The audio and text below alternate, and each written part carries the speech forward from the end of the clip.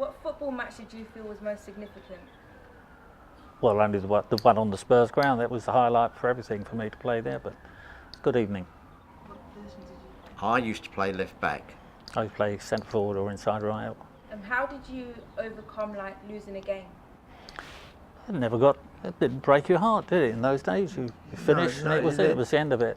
There wasn't the pressure that there is in, say, like professional football now, or perhaps amateur football. You played football because you love playing football, and this is the thing. It's slightly different. Both Terry and I say that there's too much aggravation in football now. We just love playing football. At what age did you start to love football? Oh, when I was about 9 or 10, I suppose. Well, yes, it was way back really, because I suppose 1949 I started to support Spurs, and then we'd go down and watch Spurs. We'd go in the kids' corner and pay 9p. That's 4.5. 4.5 pence to kind of get in, and then if Spurs lost, we would go over to the local park and we would play the game again, and we would make the Spurs win again. But it was that sort of thing. You just love playing football. That's Just kids in the road, wasn't it? You know, somebody would have a ball out front and you just play football, every one of you. You know, loads of them in the road. Because we used to have the football teams when we grew up were a road. I mean, I played for a road just around the corner from me, and I mean, there were so many kids, you could form a football team, and we all played each other. It was virtually a league of roads. You played in the road because there wasn't the traffic on the road. Might have been a few horses coming along, but you played your matches in the road, didn't you, really? Mm. So once you started playing football, did you have to change your lifestyle? Did you have to change the way you eat? No. Drank less, but Less alcohol? no. We were too young. Oh, okay. No, when I started playing football for my first team, it was on a Sunday morning. Well, my father didn't like football being played on a Sunday morning, so I used to put me kit under me clothes and cycle over to the local Tottenham Marshes, play the game, try not to get too dirty, and then put me clothes over again, and then come home, and then go upstairs and take me football clothes off, but that's what you did because you just love playing football. Do you still support any teams or? Tottenham. Yes, I'm afraid so. Yeah, long time Tottenham supporter. Much frustrated with the way they play now, but we still football supporters, Tottenham supporters. Did you ever deal with any stereotypes or hear any racial slurs between?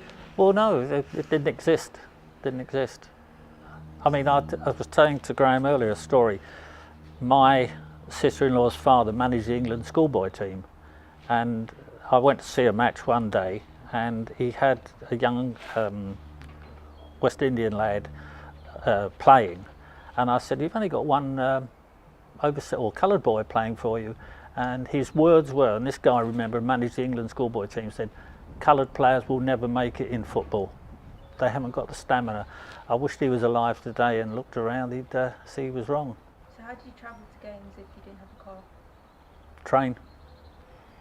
And there was an old steam train that used to come from West Green Station down in Tottenham, and we used to get on that and come up to Enfield town, and then we would walk down the road to the club and back again, wouldn't it really? And if we could catch a lift home training nights, Freddie Fowler used to take you home? Yeah, he used to have a Vespa, so I used to get a lift home on a Vespa. So why do you think football was a big part of your community? Why did it? Well, there wasn't a lot of other things you could do. I mean, today you've got so many other things. But you can go to gyms and they didn't exist. If you wanted to get fit, you had to keep running around the park or somewhere, but nothing else. And what was training like? It depends.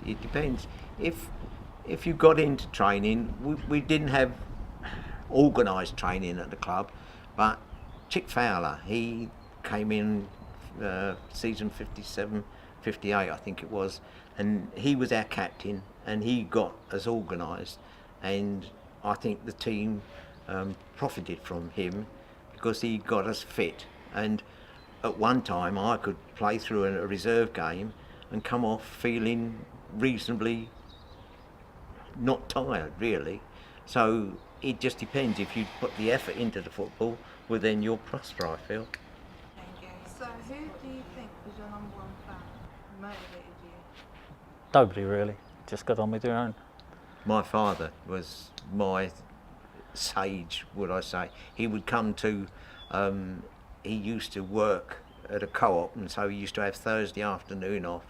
And if I was playing for my firm's team, we didn't play, he didn't watch Enfield, but when I was playing for my first team, if he had the afternoon off, he used to come and see me play. So it's my father, I suppose. And what was life like in your borough? Weren't exactly rich, were we? No bathrooms, anything like that. Didn't have a bathroom in the house. They were unheard of. But, yeah, it was a bit hard, a bit rough. But, you know, if you'd lived through a war, it was better. So yeah, we were quite happy. We were all happy kids, weren't we? Yeah. Today is totally different to what it was then. We feel you had trolley buses. Everybody used the bus. You had railways that you could use, but whereas so many of them have been closed down now, really, and it was just a different time, really. So you played football a lot. That was like your love. Was there anything else that you were interested in? Just a little bit. Girls. What about the Enterprise Club? Oh yeah. No, cricket. I used to play cricket as well. Tennis. We used to play tennis yeah, at Bruce tennis. Castle Park. Yeah, so that was it. But the Enterprise Club was a working man's club. Yeah. And every Friday they used to have a film, and so all the locals used to get in the Enterprise Club, and that was was it a free night? I think it was a free night, wasn't it? Yeah. How did it feel to stop playing football?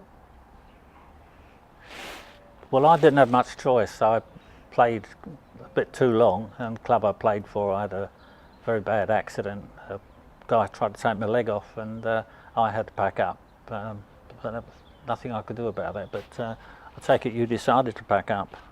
Yeah, we moved from Tottenham and came over to Enfield. There was a lot of work to do, and I must have been getting near the end of my career, and so I decided to pack up. But when you watch the television now, you think, I could do better than that. I could do better than that. You know, what are they doing really?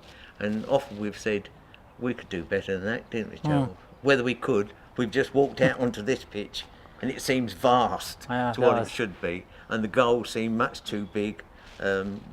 It's how things go, really. How do you still stay connected to football? I don't really. I watch it on television, that's it. Don't go to... I'd like to go to the Spurs, but first of all you can't get a ticket for love nor money, so just have to watch it on television.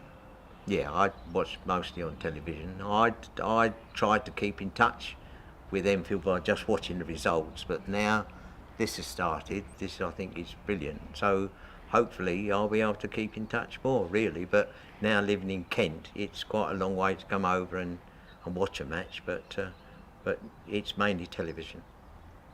Did you pass football down onto anyone, like a family member? No, my son's no interest in it at all.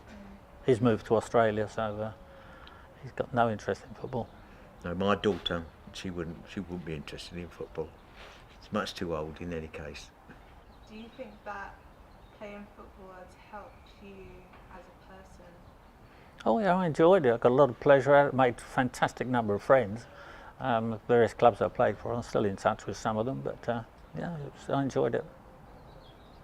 Yeah, it's you make friends, and you're friends for life, really, because it's the comradeship that you get for playing for a team. Well, really. we met when we were 13, so... Yeah.